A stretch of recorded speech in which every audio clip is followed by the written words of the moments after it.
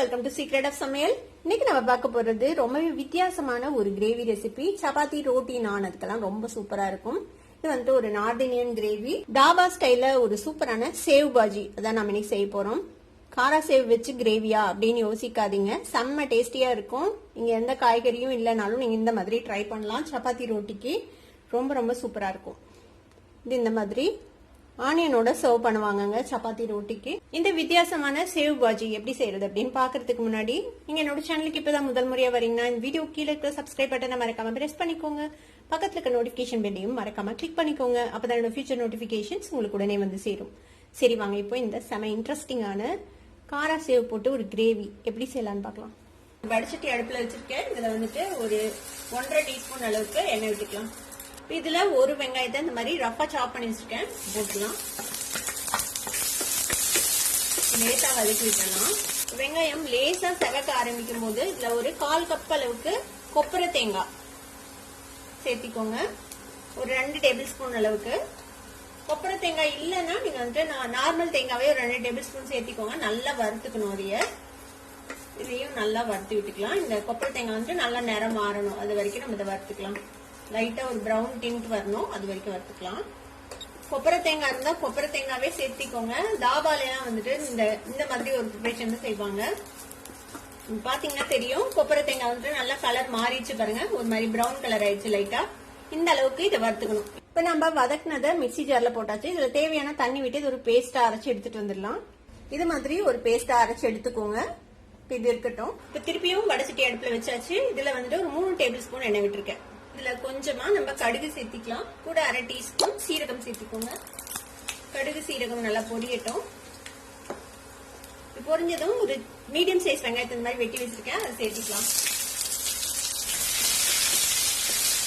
வெங்காயம் வதங்கட்டும். வெங்காயம் ஓரளவுக்கு வதங்கிச்சு. இது கூட 1 டீஸ்பூன் இஞ்சி பூண்டு விழுது சேர்த்திக்கலாம். இஞ்சி பூண்டு விழுதையும் இதோட சேர்த்து நல்லா வதக்கி விட்டுருங்க. இஞ்சி பூண்டு விழுதும் ஓரளவுக்கு பச்சை வாசனை போக வதங்கிடுச்சு. இப்ப இதுல நம்ம மசாலா எல்லாம் ஆட் பண்ணிடலாம். இதுல வந்துட்டு மஞ்சள் பொடி ஒரு 1/2 டீஸ்பூன் அளவுக்கு, 1 teaspoon Kashmir chilli powder, 1 teaspoon மல்லித்தூள், 1/4 டீஸ்பூன் கரம் மசாலா பொடி எடுத்து வச்சிருக்கேன். இது எல்லாத்தையும் இதுல சேர்த்திடலாம். இந்த டைம்ல அடுப்பை வந்துட்டு லோல வச்சுக்கோங்க. இது லேசா இந்த எண்ணெயில வதக்கி விட்டுடலாம். இந்த சைட்ல கண்டிப்பா அடுப்பு லோல இருக்கணும், இல்லைன்னா பர்ன் ஆயிடும் இந்த மசாலா பொடியெல்லாம். இது ஓரளவுக்கு வதங்கிடுச்சு. இந்த ஸ்டேஜ்ல ஒரு தக்காளியை இந்த மாதிரி ஃபைனா சாப் பண்ணி வச்சிருக்கேன், அதையும் சேர்த்திக்கலாம். தக்காளியும் இதோட சேர்த்தி நல்லா வதக்கி விட்டலாம். இதெல்லாம் வதங்கிறதுக்காக கொஞ்சம் உப்பு சேர்த்திக்கலாம். உப்பு வந்து இந்த கிரேவில கம்மியா தான் பிடிக்கும், ஏன்னா நம்ம சேவ் சேர்த்த போறோம்ல, சேவ்லயும் வந்துட்டு உப்பு இருக்கும். அதனால ஜாக்கிரதையா உப்பு போட்டுக்கணும், பார்த்து போட்டுக்கோங்க கம்மியா. தேவைப்பட்டா நம்ம அப்புறம் கூட சேர்த்திக்கலாம். இப்ப இது வந்துட்டு நல்லா வதங்கி மேஷ் ஆகட்டும் இந்த தக்காளி, அது வரைக்கும் நம்ம வேக வச்சுக்கலாம். கூட ஒரு டேபிள் ஸ்பூன் அளவுக்கு தண்ணி விட்டோம்னா இந்த தக்காளி சீக்கிரமா மேஷ் ஆகும். இதுக்கு வெந்து மேஷ் ஆகி வேகட்டும். இதை மூடி போட்டு இந்த தக்காளி நல்லா மேஷ் ஆக வரைக்கும் வெயிட் பண்ணலாம். ஒரு 4-5 நிமிஷம் ஆச்சு, நம்ம ஓபன் பண்ணி பார்க்கலாம். பாத்தீங்கன்னா தெரியும், தக்காளியே தெரியாத அளவுக்கு நல்லா மேஷ் ஆகி குக் ஆயிடுச்சு. இப்ப இது கூட நம்ம அரைச்சு வச்சிருக்கோம்ல இந்த வெங்காயம், தேங்காய் விழுது, கொப்பரை தேங்காய் விழுது, அதை சேர்த்திக்கலாம். இந்த மிக்சி ஜார்லயே கொஞ்சமா தண்ணி விட்டு தண்ணியும் இதுல சேர்த்திடுங்க. இதையும் நல்லா மிக்ஸ் பண்ணி விட்டுறலாம். இது கொஞ்சமா உப்பு சேர்த்திக்கலாம். நம்ம முதல்ல கொஞ்சமா உப்பு சேர்க்கணும், இன்னும் கொஞ்சம் உப்பு சேர்த்திக்கோங்க. சேவ்ல உப்பு இருக்கும், அது கவனத்துல வச்சு உப்பு சேர்த்திக்கோங்க. நம்ம சேர்த்தின மசாலாவும் வேகணும்ல, அது வரைக்கும் திருப்பி மூடி போட்டு ஒரு 3 நிமிஷம் வேக விடலாம் மீடியம் ஃபிளேம்ல. ஒரு 4 நிமிஷம் ஆச்சு, நம்ம ஓபன் பண்ணி பார்ப்போம். பாருங்க, நல்லா எண்ணெய் பிரிஞ்சு நல்லா வெந்திருக்கும். அந்த பச்சை வாசனை எல்லாம் போய் நல்லா கிரேவி மாதிரி ஒரு கன்சிஸ்டன்சிக்கு வந்துச்சு. இப்ப இதுல நம்ம இன்னும் கொஞ்சம் தண்ணி விட்டுக்கணும், ஏன்னா நம்ம சேவ் போட்டதுக்கு அப்புறம் பாத்தீங்கன்னா எல்லா தண்ணியும் அதை அப்சர்வ் பண்ணிடும். அதனால நம்ம இன்னும் கொஞ்சம் தண்ணி விட்டுக்கலாம். ஒரு 1/2 கப் அளவுக்கு தண்ணி சேர்த்துக்கலாம். அதுல இந்த அளவுக்கு தண்ணி விட்டுருக்கேன். இந்த தண்ணி சேர்த்ததுக்கு அப்புறம் இன்னும் ஒரு கொதி வரட்டும். இது திருப்பியும் மூடி வச்சு நம்ம இது வந்து நல்லா ஒரு கொதி வர வரைக்கும் வெயிட் பண்ணலாம். இப்ப நம்மளோட கிரேவி வந்துட்டு நல்லா கொதி வருது. ஓபன் பண்ணி பார்ப்போம். பாருங்க, நல்லா கொதிக்குது. இப்போ இந்த ஸ்டேஜ்ல நம்ம என்ன செய்ய போறோம்னா, 1 கப் அளவுக்கு நான் வந்து காரா சேவ் எடுத்து வச்சிருக்கேன். இது வந்துட்டு ரொம்ப சாஃப்டான சேவும் இல்ல, ரொம்ப ஹார்டான சேவும் இல்ல, நடுத்தரமா இருக்கும். இந்த சேவ் தான் வந்துட்டு இந்த இதுக்கு கிரேவிக்கு நல்லா இருக்கும். ரொம்ப சாஃப்டா இருக்கிறது போட்டீங்கன்னா உடனே கரைஞ்சு ஒரு மாதிரி கொலகுலன்னு ஆயிடும்.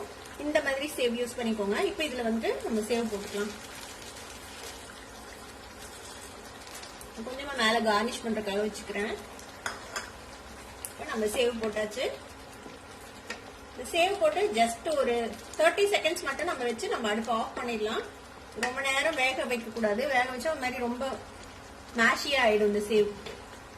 மூடி போட்டு ஜஸ்ட் ஒரு 30 செகண்ட் மட்டும் இருக்கட்டும். ஒரு 30 செகண்ட் ஆச்சு. நம்ம ஓபன் பண்ணி பார்ப்போம். இப்போ இந்த ஸ்டேஜ்ல நம்ம ஆஃப் பண்ணிடலாம். இப்ப பாக்கிறதுக்கு கொஞ்சம் கிரேவி தனியா இருக்கிற மாதிரி இருக்குல்ல, இன்னும் கொஞ்சம் நேரத்துல இன்னும் நல்லா அப்சர்வ் பண்ணிடும். அடுப்பு ஆஃப் பண்ணிடலாம். இதுக்கு மேல நம்ம கொத்தமல்லி தழை போட்டுக்கலாம். அவ்வளவுதான், நம்மளோட சேவ் பாஜி ரெடி ஆயிடுச்சு. இதை வந்துட்டு நம்ம சர்வ் பண்ணிடலாம் ஒரு டிஷ்ல. நம்மளோட சேவ் பாஜி இப்ப சாப்பிடறதுக்கு ரெடி ஆயிடுச்சு. இது இந்த மாதிரி ஆனியன் வெஜ்ஜஸோட நீங்க சர்வ் பண்ணலாம். ரொம்பவே சூப்பரா இருக்கும். சப்பாத்தி, ரோட்டி, நான், பூரி எல்லாத்துக்கூடயும் இது ரொம்ப டேஸ்டியா இருக்கும். கண்டிப்பா ஒரு வாட்டி ட்ரை பண்ணி பாருங்க. உங்ககிட்ட கொஞ்சமா காரா சேவ் இருந்துச்சுன்னா ட்ரை பண்ணி பார்த்துட்டு எப்படி இருந்தது அப்படி எனக்கு கமெண்ட்ஸ்ல ஃபீட்பேக் கொடுங்க. இந்த வீடியோ உங்களுக்கு பிடிச்சிருந்தா சப்ஸ்கிரைப் பண்ணுங்க. பக்கத்துல இருக்க பெல் ஐகானை கிளிக் பண்ணுங்க. அப்பதான் ஃபியூச்சர் நோட்டிபிகேஷன்ஸ் உங்களுக்கு உடனே வந்து சேரும். லைக் பண்ணுங்க, ஷேர் பண்ணுங்க. தேங்க்யூ ஃபார் வாட்சிங் வீடியோ. Bye bye.